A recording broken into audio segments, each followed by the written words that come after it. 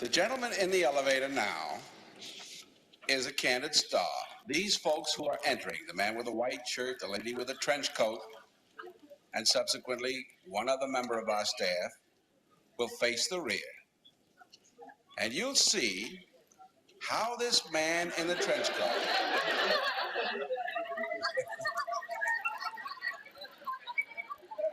tries to maintain his individuality, but little by little,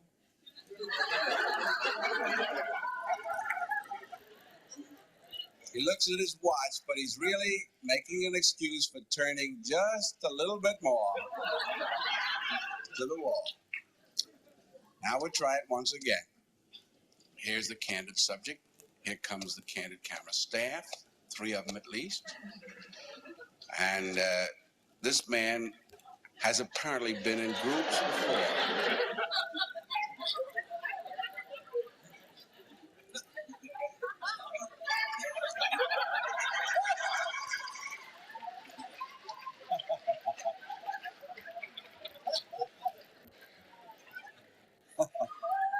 Here's a fella with his hat on in the elevator. First, he makes a full turn to the rear, and Charlie closes the door. A moment later, we'll open the door. Everybody's changed positions.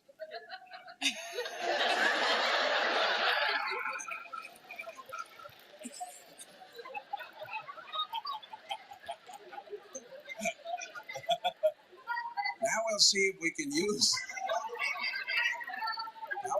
can use group pressure for some good. Now, in a moment, on Charlie's signal, everybody turns forward. Notice they take off their hats. And now, do you think we could reverse the procedure? Watch.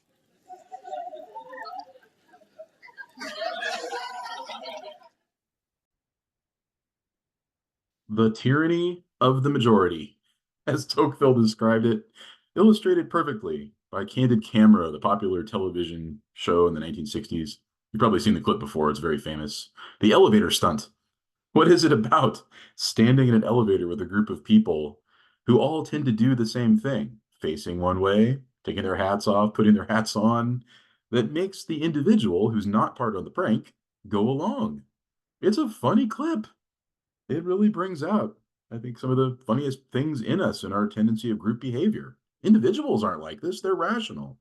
Put them in groups, though, and they just kind of go along for no reason they can really explain. It's funny, but it's scary. Doesn't this explain so many of the horrors of the 20th century and totalitarianism and all that? The tendency of people to just kind of go along without even thinking about it, just because the group is doing it? This is the stuff of sociology, as we know. Social sciences, political science examines a great deal of this. The fact that people start off, like we said, very rational and very able to develop their public philosophy and what they think is right and wrong. But again, put them in a group and all of a sudden, all that changes.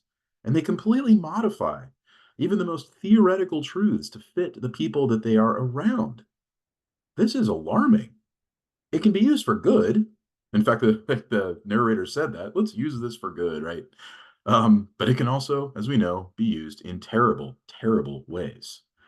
This is exactly what Alexis de Tocqueville is thinking about when he discusses the omnipotence of the majority. That's the word he uses. That it is almost like, as he says, the will of God. And what the will of God is over the universe, the omnipotence of the majority is over the American political world. So, like we said last time, if power corrupts, it's a very common trope, right? Lord Acton, absolute power corrupts absolutely. And when Lord Acton said that, and we usually say it to mean public officials, right? Or tyrants or kings or whatever.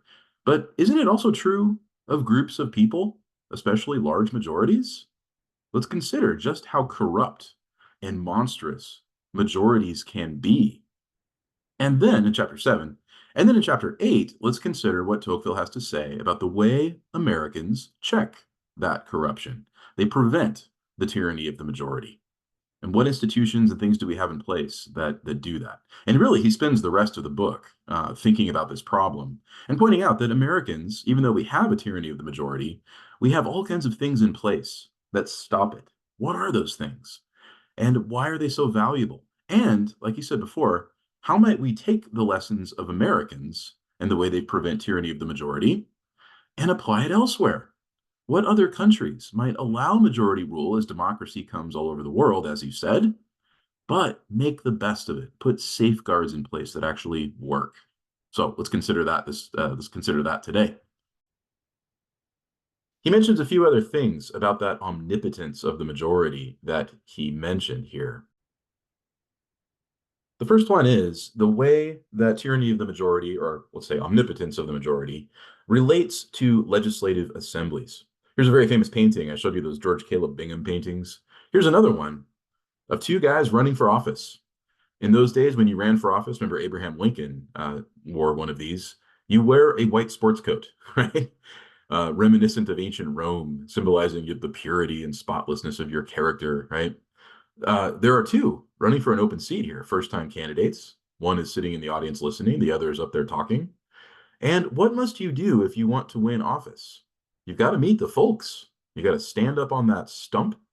We hear the term stump speak or stump tour even today. Back then, it was literally you stand on a tree stump and you take questions from ordinary people in the district that you're running for Congress, including weirdos like this guy. You see the guy in the foreground right here talking to the candidate, and he's asking completely bonkers questions that are quite unrelated. But no, what must the candidate do?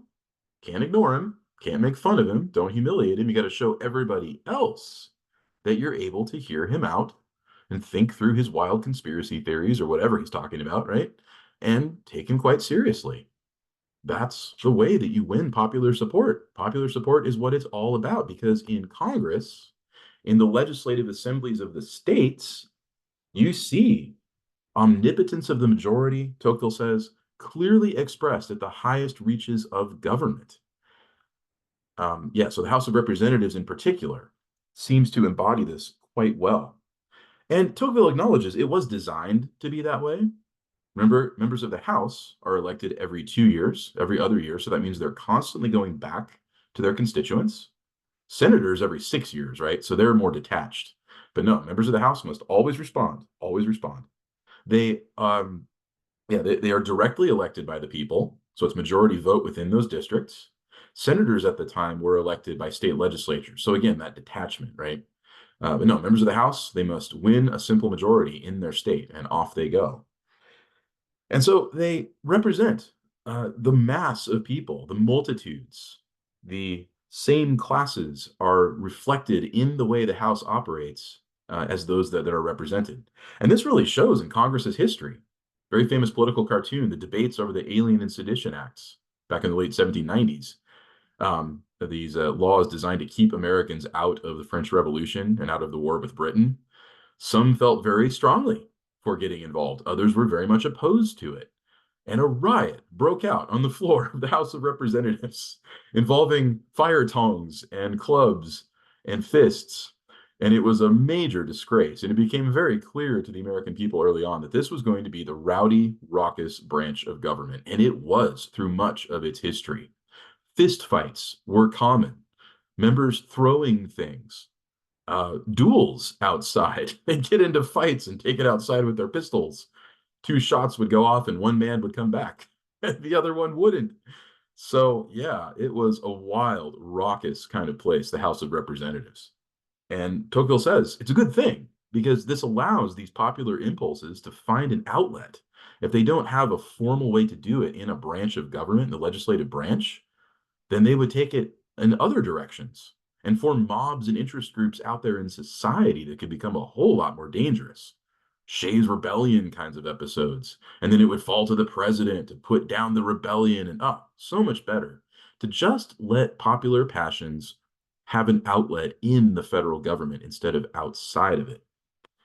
Other things, though, the fact that checks and balances are there, and yet, Tocqueville points out, they get overwhelmed, even to the point where the Supreme Court, the highest court in the land, largely detached, and most detached, from popular impulses, nonetheless tends to yield to those impulses quite a bit.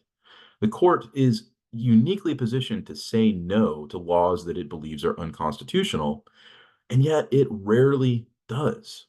In fact, when Tocqueville was in America in 1831, the US Supreme Court had only struck down one federal law, and it was the writ of mandamus given to the Supreme Court by Congress to give basically a judicial order.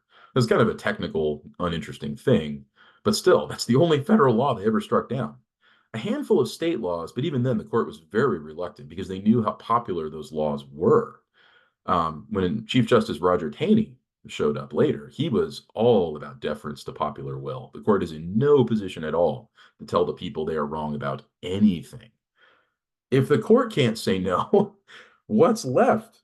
Is it just completely bulldozed? He mentions too the fact that this is judges at the highest level. They are appointed by the president, confirmed by the Senate, so they're not elected.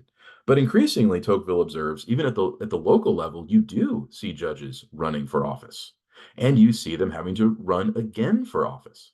So, what does that mean a judge is doing? Is he interpreting the law, or is he doing what the people who elected him want him to do? Judges at the lower state level and local level are very beholden to this omnipotence of the majority. And once that happens, what's to stop that omnipotence from doing whatever it wants?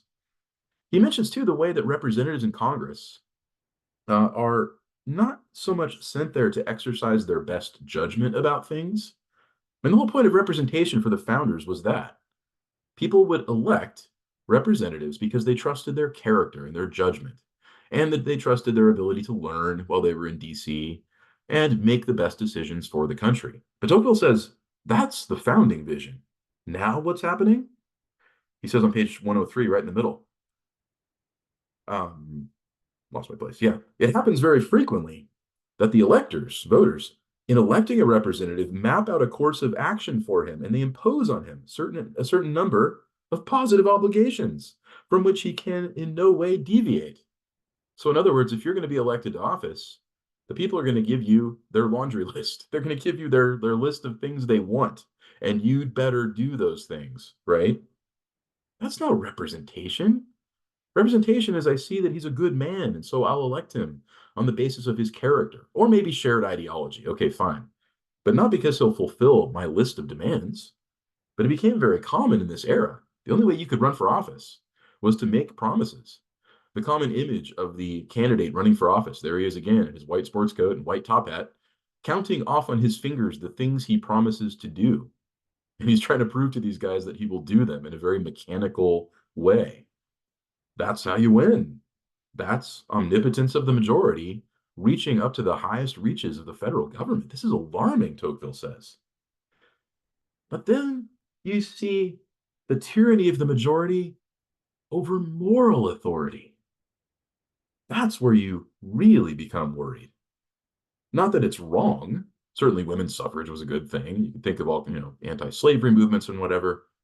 But what Tocqueville sees is not so much this surge of people who support or oppose something getting their way, but believing that the thing they want is right or the thing they don't want is wrong simply because the majority believes it. He says on page 103, that following paragraph, the moral empire of the majority is based in part on this idea that there is more enlightenment and wisdom in many men who are brought together than there is in one alone. More enlightenment and wisdom in the number than in the choice of legislators. This is the theory of equality applied to the intellect. This doctrine attacks the pride of man in its last refuge. Therefore, the minority has a hard time accepting it. It becomes accustomed to it, and accustomed to it only in the long run.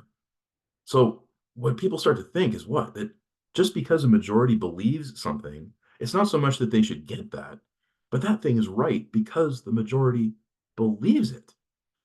We saw a classic example of this when we discussed Socrates a few classes back, and the fact that he said, look, I don't care what the majority of Athenians think justice is. I want to know what justice is in itself. And for that, he was executed, remember, by that democratic Athenian assembly. We saw this with the Lincoln Douglas debates. Wasn't this exactly Stephen Douglas's position? Just because a majority of people think that slavery is right in a certain state, then it is right in that state. So, too, if a majority of people in a state think slavery is wrong, then it is wrong in that state. Nationwide, slavery is somehow both right and wrong. That's what it leads to, right? That's popular sovereignty, as he called it. Abraham Lincoln said, hold on a second. Yeah, states can decide all kinds of things, local communities can choose things, but human will cannot define what a human being is. That is a self evident truth, Lincoln insisted. So who's right? It was a fascinating, wonderful debate. I really enjoyed teaching it. But that's exactly the problem Tocqueville sees. Douglas really embodies the popular mentality of the American people. Tocqueville never heard of Lincoln, never met Lincoln, who knows what he would think. But Douglas, he thought really, or Douglas really seemed to portray exactly the kind of thing that Tocqueville was observing in 1831. It was the Jacksonian spirit. It was the belief that the people can do no wrong. And if they do choose wrong, it's because they were misinformed. Going to blame somebody else, blame the media, blame whatever. But in the end of the day, if the people want it, then it's the right thing. But then he points out, along with the moral authority, there's also the sort of intellectual authority. The fact that because large numbers of people believe something to be factually true, there's also the tendency to go along with it and think, well, so such and such a percent of American society believes that, it must be true. So I mean, just take a basic thought experiment. Tocqueville didn't have public opinion polls in his day, like data and statistics. But today, right, we get Gallup and we get Rasmussen and the Pew Forum, and they do some really good work showing, what percent of Americans think this or that. We've looked at a few polls. But, just imagine you see a poll come out, it makes big news that, 40% of Americans believe, I don't know, whatever. And you look at that and think, well, 40%, that's a minority, right? So it must not be true, right? But then you see the very same poll like a year later, and all of a sudden what happens? It's jumped up to 51% believe whatever is true. You go, oh, well, wasn't it 40% last year? Now it's 55%. A year later, you see the same poll for a third time, and it says 75% of Americans believe whatever. And what do you find yourself doing? Maybe that thing is true. You see the trajectory of more and more and more people believing it, and you start to go along. So it's power over moral authority, but it's also power over basic facts. The omnipotence of the majority starts to see itself as infallible. And when it makes a mistake, we blame someone else. We blame the media. We never think to blame the radical, arbitrary whims of democracy. He says in 104, one could grumble against the law without ceasing to love and respect the legislator, he says. The Americans have the same opinion of the majority. He means of like the opinions of a king. What is happening here? He also mentions the fact that self-interest of the majority. If the people want it, they ought to get it. And no one seems to doubt that at all. Or as H.L. Mencken put it years ago, democracy is the theory that people ought to get what they want, and they should get it good and hard. Right? Even though we make self-destructive decisions through majority rule, even though there's like this fanatical belief in this or that is right, and we run for it, even though it's clearly bad for us, we still do it. You think of all kinds of examples there. Well, what else does he mention? How does the omnipotence of the majority really start to get unjust? Oh, yeah, I mentioned the interests already. But he mentions, along with the interests of the majority, also the tendency of the minority to accept it. A vast majority of Americans are Christians, and they feel very strongly about keeping the Sabbath. It's one of the Ten Commandments, right? And so it was very common through much of American history, really right up until about the 60s, 1960s, to see what were called blue laws or Sunday closing laws, requiring all businesses within certain states to close because it's the Sabbath. Nobody works, right? It's very clear in the Ten Commandments. And so, because a majority agreed with that, a majority could comply. But what about Jews? When is their Sabbath? Not to mention Seventh-day Adventists. It's on Saturday. That's Shabbos. So what does this mean for Jewish businesses? They got to be closed all weekend. Saturday to comply with their religious laws, Sunday because of all the Christians' laws. This seems really unjust. doesn't it? But what's amazing, yeah, you mentioned Jews, but then there's a variety of other businesses too. People usually go get a haircut on the weekend. People usually go to a theater to watch a movie on the weekend. But there would be these campaigns through majority will to close the theaters, to close the barbershops. But what's astonishing is how often Tocqueville says the minority just kind of goes along with it. They don't push back too hard. Jews take the financial hit by being closed all by having their businesses closed all weekend. The theater just deals with losing half their business on Sunday. The barbers, too. Great example I think of today about this sort of minority consent has to do with income taxes. Who pays the most in income tax in America? The top 1%, or you can include the top 5%, pays 20.5% of federal income taxes. The closer you go up, there's the middle class and then the poorest people at the top, right? Next time you hear someone on the left say the rich should pay their fair share in taxes, remind them the rich do pay more than their fair share of taxes. But what's astonishing is most of those wealthy Americans, like even within that top 25%, guess what political party they vote for? They're predominantly Democrats. And for other reasons, of course, but they like to vote for the very party that wants to tax them more. So there you go. The minority has a weird way of going along with what the majority wants. Tocqueville says this is alarming. He says at the bottom, page 104, the majority, the last two paragraphs, the majority thus has in the United States an immense power, in fact, a power of opinion almost as great. And once a majority has formed on a question, there are virtually no obstacles which can, never mind stop, but even slow down its march, and allows it the time to listen to the complaints of those it crushes in passing. Right? What about the victims of majority will? Well, they comply, so they seem fine with it, whatever. You think of all kinds of examples, Jim Crow segregation. Of course, there wasn't actually compliance among Black Americans, but still it appeared there was. And so people would justify it, say, well, all the races are fine with this. So what's the problem? The consequences of this state of things, Tocqueville says, are dangerous and disastrous and dangerous for the future. What else does he have to say about this tyranny of the majority?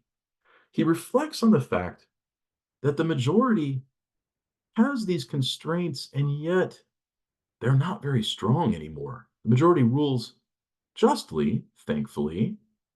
And what's really great is the majority does tend to protect the minority, but they can refuse in a heartbeat, right? They can change their minds about the religious liberty protections that they gave, say, the Quakers or the Jews or Catholics in a predominantly Protestant state, and they can turn right around and have all kinds of monstrous forms of religious persecution. Then what? The majority is fickle. You can be thankful that it gives people a space to live now, but what if it doesn't tomorrow?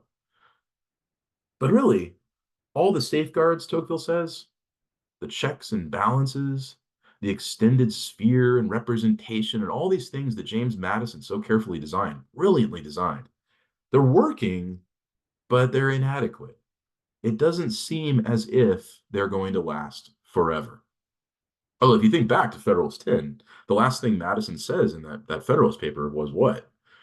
I can't guarantee that this system will protect minorities against majorities at the local level in the states, only at the national level, right?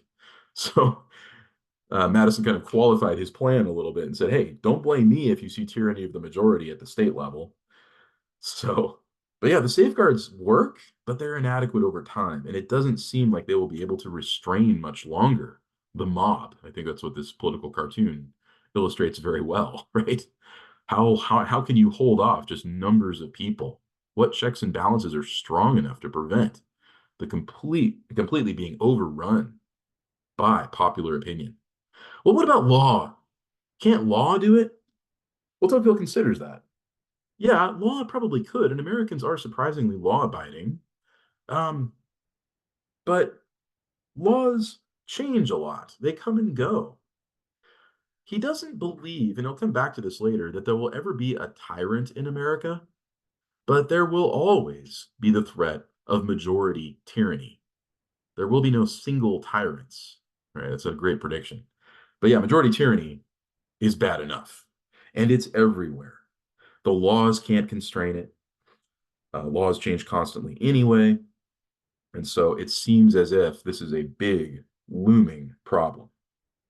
What do we see? Where do we see it really take shape when it comes to public officials? Okay, you'd think they would be able to stand up to it.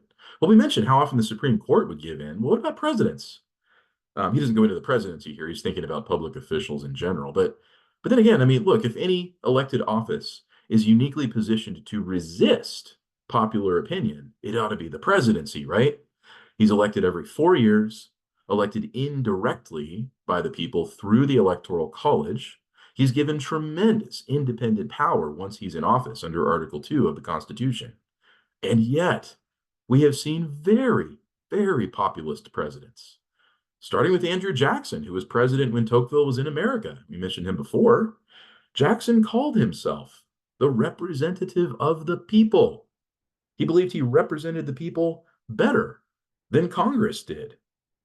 That's an interesting claim, but Jackson was convinced of it to the point where he went to war with Congress over things like the National Bank and a variety of other things, quite independently, believing that he knew better than the representatives of the people did. But in saying that, he just became beholden to popular opinion, to majority will, didn't he? How free was he in those decisions? William Jennings Bryan, 1896, ran as a populist candidate within the Democratic Party. He lost, but he famously said, "I am for free silver because the people are for free silver." I'll do the research about that later. He had no concept of what free silver even was and what it meant to monetary policy and all that. It is complicated, granted, but he made no effort to understand it. He just said, "I know the people are for it, so I'm for it." Theodore Roosevelt described himself as a steward of the people, of the majority. It needed a guide, it needed a visionary to sort of guide the people and shape it in the right way. He was very clear about that. You read his speech on the right of the people to rule.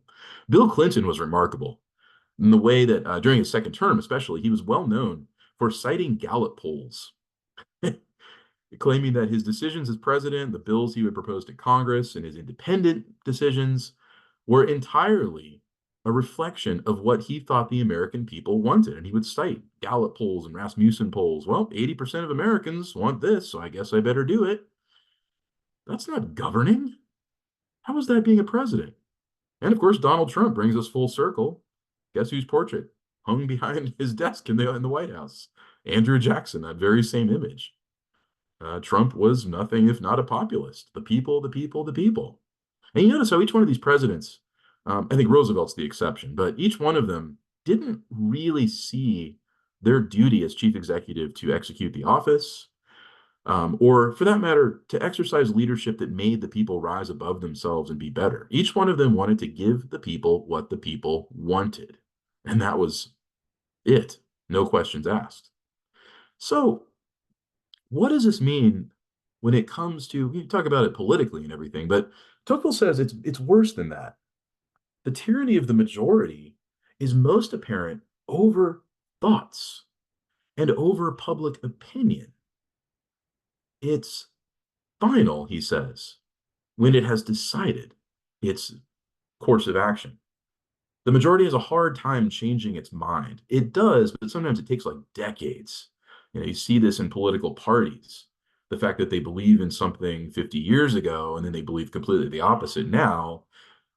It was a slow, gradual process, but still, in the moment, it's just so final, and you just know it's decided, it's done. It has a way of preventing political incorrectness. Politically incorrect opinions can't form.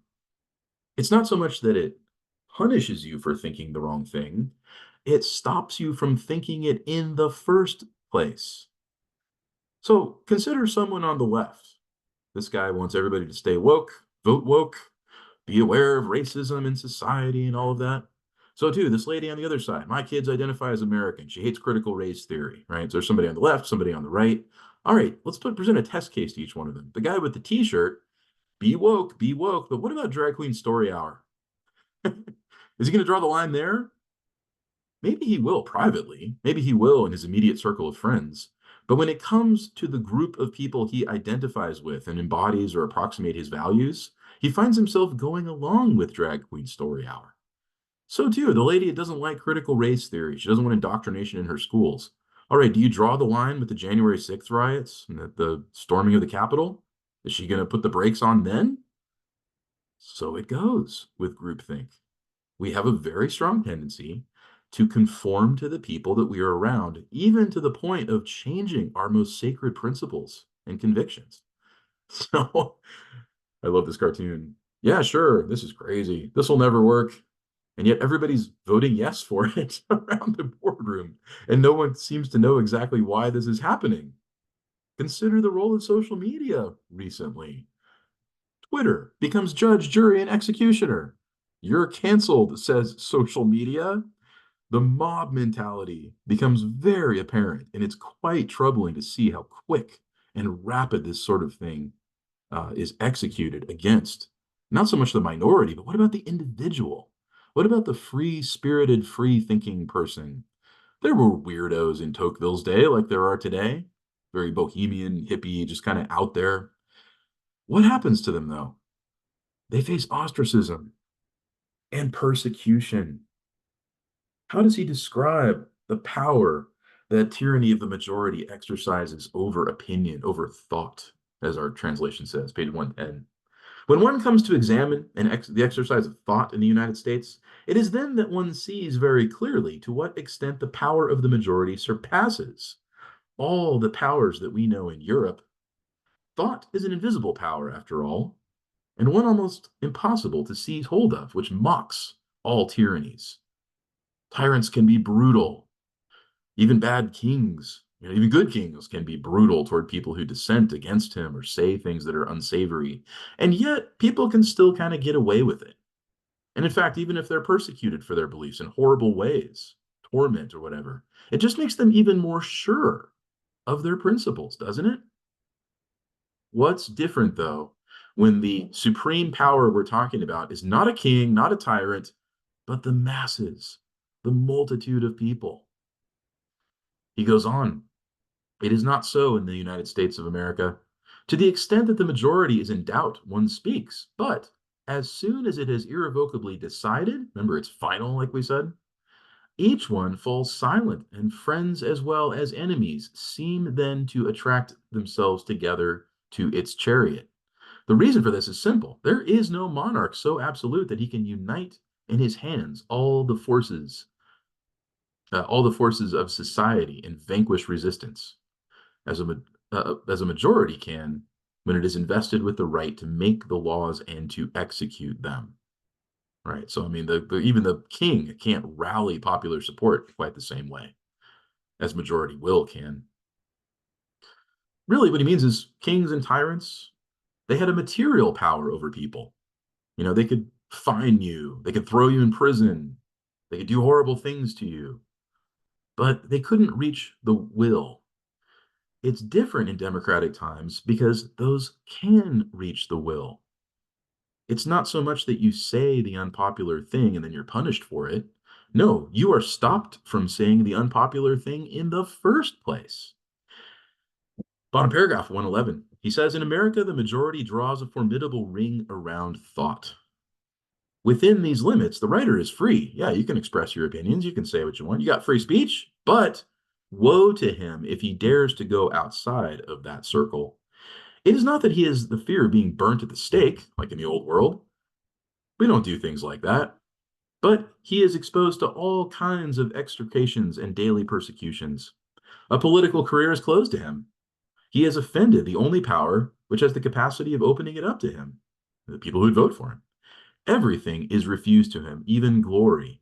Before publishing opinions, he believes he has his partisans, people who agree with him. It seems to him that he no longer has any now that he has opened himself up to everyone. Because those who condemn him express themselves loudly, and those who think like him, without having his courage, fall silent and withdraw. He gives in. He bows in the end beneath the effort of every day, page 112, and he becomes silent again, as if he felt remorse at having told the truth. What's going on here? In short, what it means, under the absolute government of a single man in that next paragraph of despotism, in order to reach the soul, it crudely strikes the body. But of course, that doesn't hurt the soul. The soul, escaping these blows, rises gloriously above it like a Christian martyr, you might say. But in democratic republics, tyranny does not proceed in this way. No. Democratic republics leave the body alone and go straight to the soul. That's what gets censored and tormented. The master no longer says, you will think like me or die. No. Instead, the master says, yeah, you're free to think like me. And your life, your property, all stay with you. Or sorry, you're free to not think like me, I should say. And your life, your property, all stay with you. But from this day, you are a stranger among us. You will be avoided like an impure being. You will face social ostracism and ridicule. And those who believe in your innocence, those very same ones will abandon you because they would be avoided. They would be avoided in your turn. They don't want to be associated with you because of your unsavory opinions. Go in peace, says the tyranny of the majority. I leave you your life, but I leave you in a condition worse than death, it says. So, examples come to mind of majority tyranny and its power over thought, over dissent. Consider the case of Dr. William Price, this weirdo I was getting to. He was a well-known eccentric. He had sort of a personal cult of following of people. He had mystical visions, and he would just dress very strangely and make public appearances. And he really bore the brunt of it. People would ridicule him, people would ostracize him. But what's funny is sometimes people end up flourishing for exactly that reason and finding themselves very much on the outside of things. So it goes in American pop culture. Consider James Dean, right? Iconic figure of I do my own thing and I don't care what anybody thinks about me. In a certain sense, his celebrity wouldn't mean quite the same thing if it weren't for that rebel. But then what happens with individualism that we'll get to later? Pretty soon, everybody's a rebel. If everybody's a rebel, then what's there left to rebel against? We see it certainly in the highest reaches of politics. Remember George Santos? Right? Who is he's been called a fabulist many times. He just made up all these wild stories about who he was and his past and everything. Finally kicked out of Congress. But wow, he really made a name for himself, didn't he? So some take it to an extreme. Have you heard of Vermin Supreme? Go look him up. He's run for president, I think the last 5 or 6 presidential elections. He wears a boot on his head. And he's just very, very strange and out there. He does it for popularity. He does it for performance value. So yeah, some people rebel against the conformity and end up doing very well with themselves. But still, you got to admit, as John Stuart Mill observed, the famous writer, essayist who wrote On Liberty, and actually a good friend of Tocqueville, Englishman. He observed how you have these likings and dislikings of society that come down really, really hard on individuals. And then what's worse is that enough of a majority mobs the legislature, or parliament in his case, and passes laws that punish people who are just eccentric and weird and out there. Why, says Mill? Shouldn't people be free to choose their own ways and their own private life? But still, though, tyranny of the majority is harsh, again, not physically, it's not like mob rule, but it is powerful over thought. But add to that the fact, as Tocqueville points out on page 112, it's very sensitive to what people say. It's easy to offend it. Those on the left are very, very woke. Those on the right are very sensitive about how they perceive America.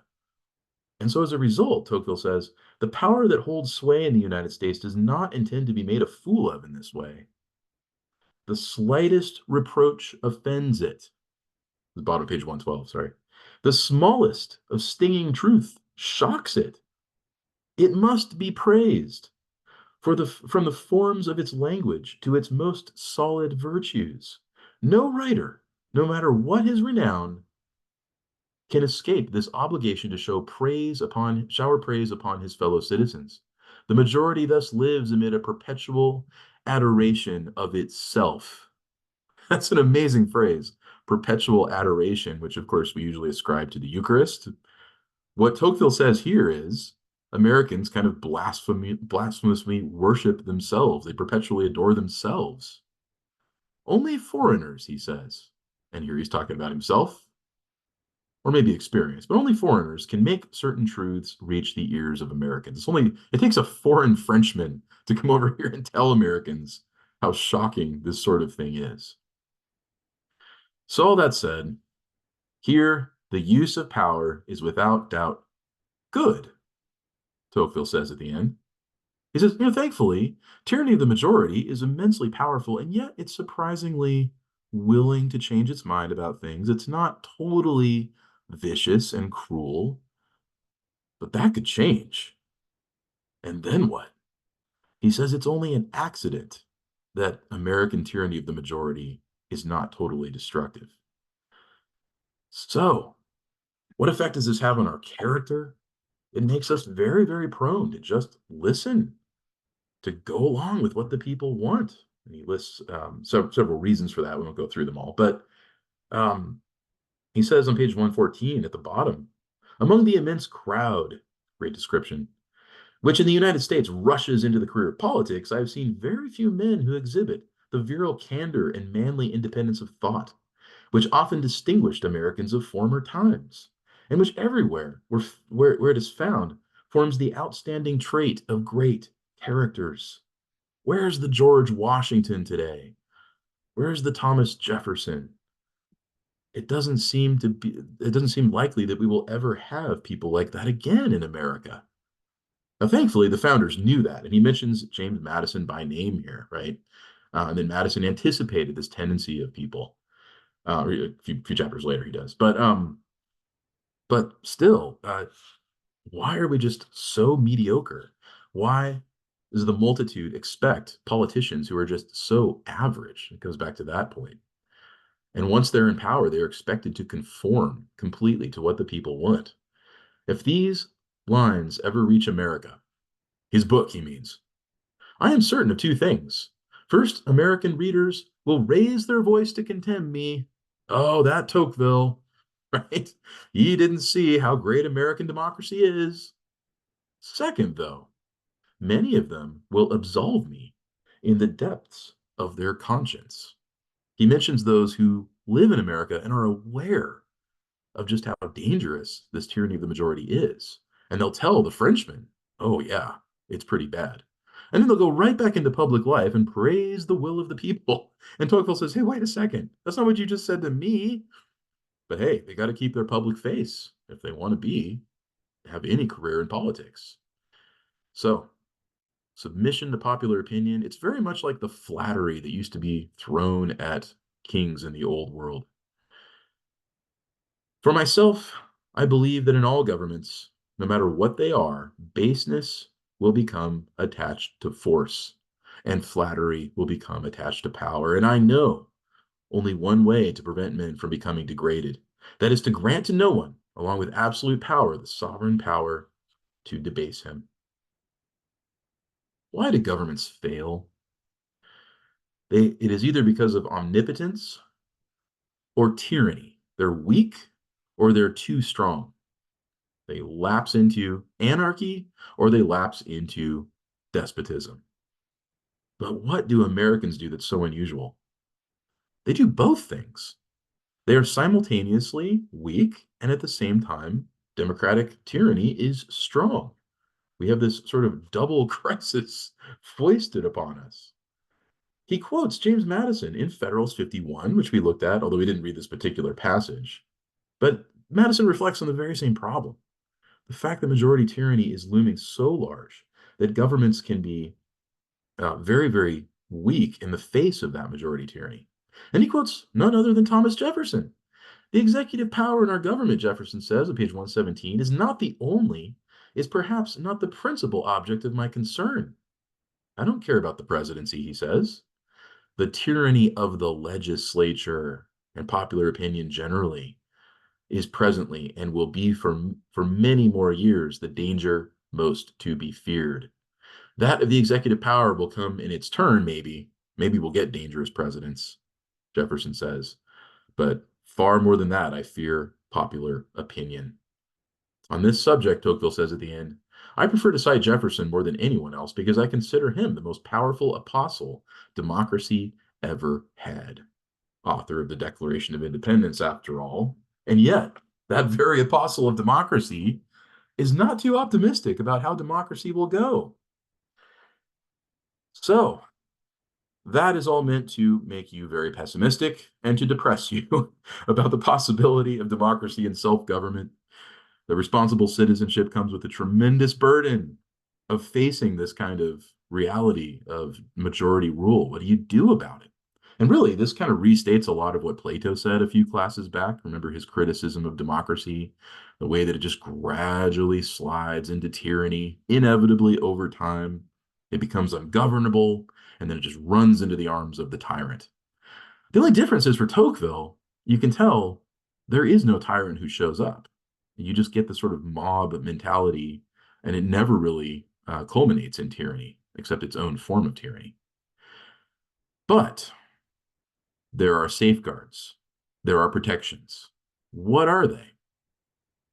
Tocqueville mentions some very specific ones, and in fact, he gives each one its own little subtitle in chapter 8 of this volume 1, part 2, starting on page 117. What are they? Here's one thing he's mentioned already. We have a centralized government, political centralization, he calls it, but it is not centralized through administration. So, in other words, yeah, we have a single unified nation, but the way that laws are administered are left to the states. Federalism, once again, is the answer. What does this do to tyranny of the majority?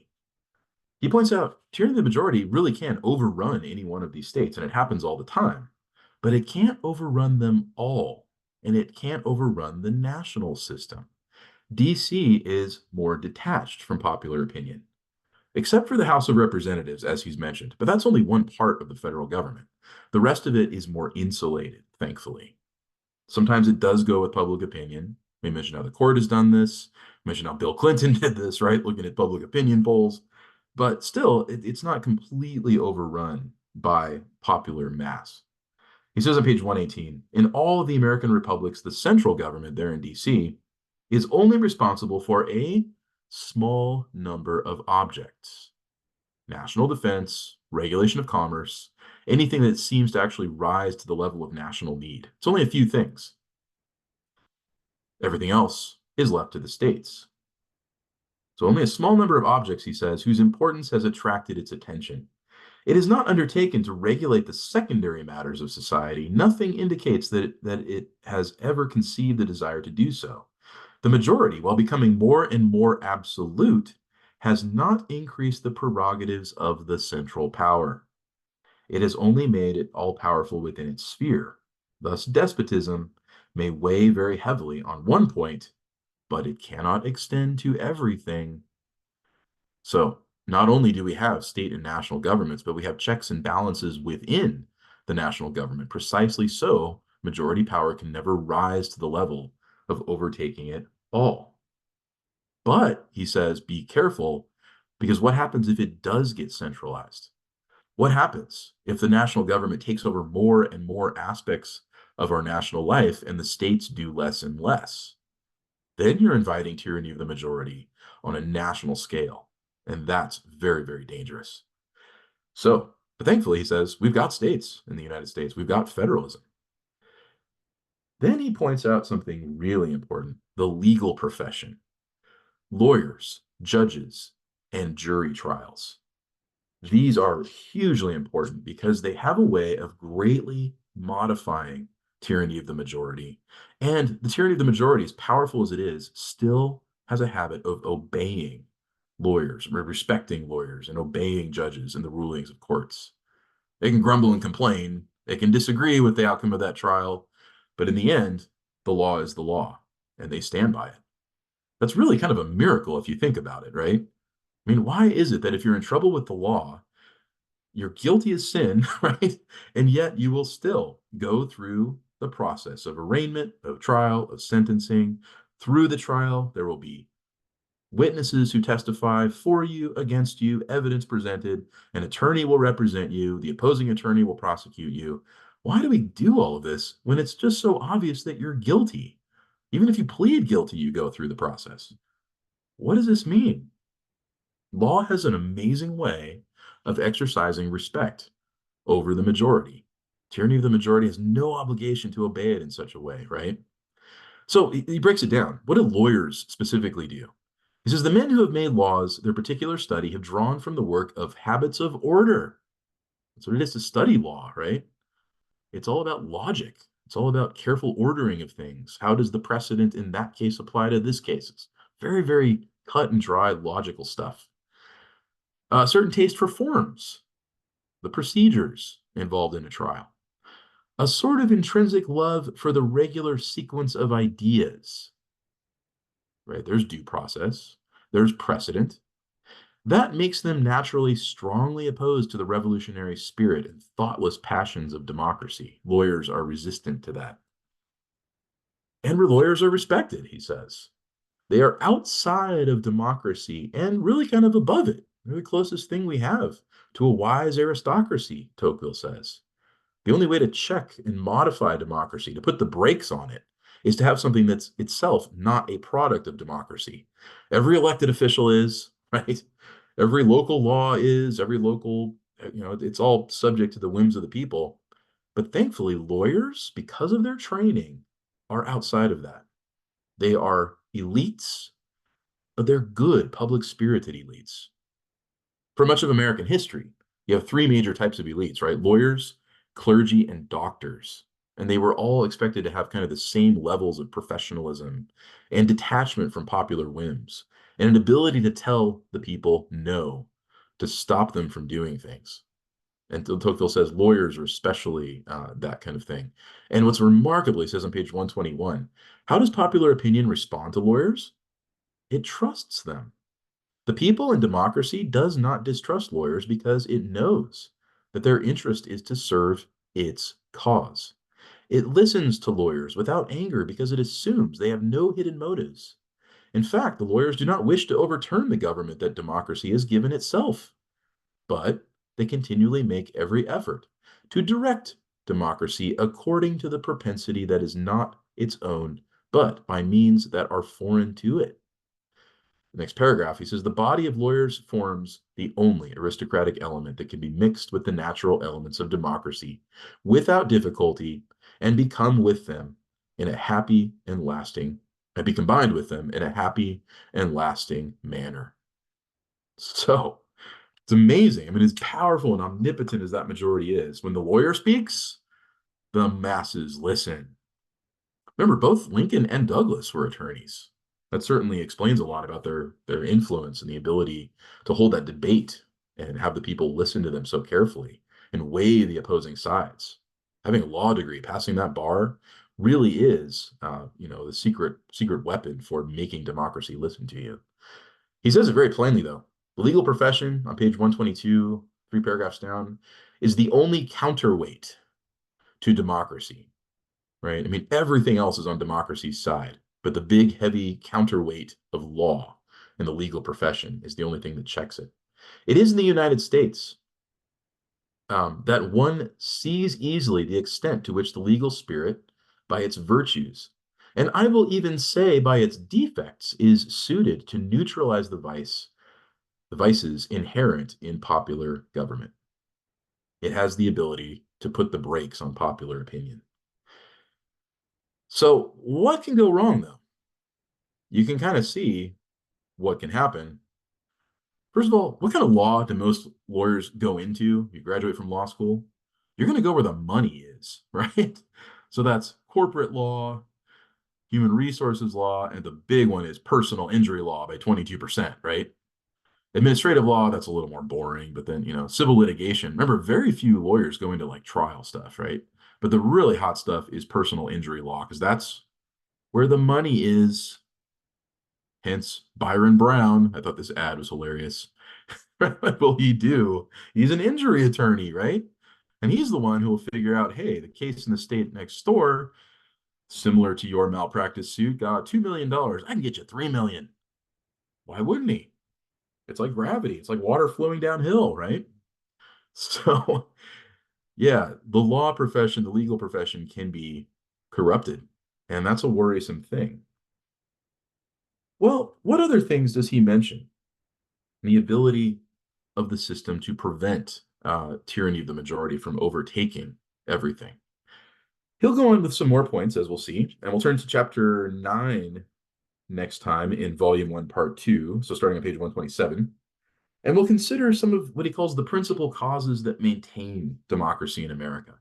He'll have some things to say about space, open space, frontier, just the sheer amount of land that's open to Americans. He'll have some things to say about religion. He's touched on that a few times, but he'll really come back to it here. The fact that religion is very good at preventing tyranny of the majority from running amok and helping Americans to live up to their freedom, and a few other things. So we will turn to that next time. How to tame the tyranny of the majority and maybe turn it into more of a republic. See you then.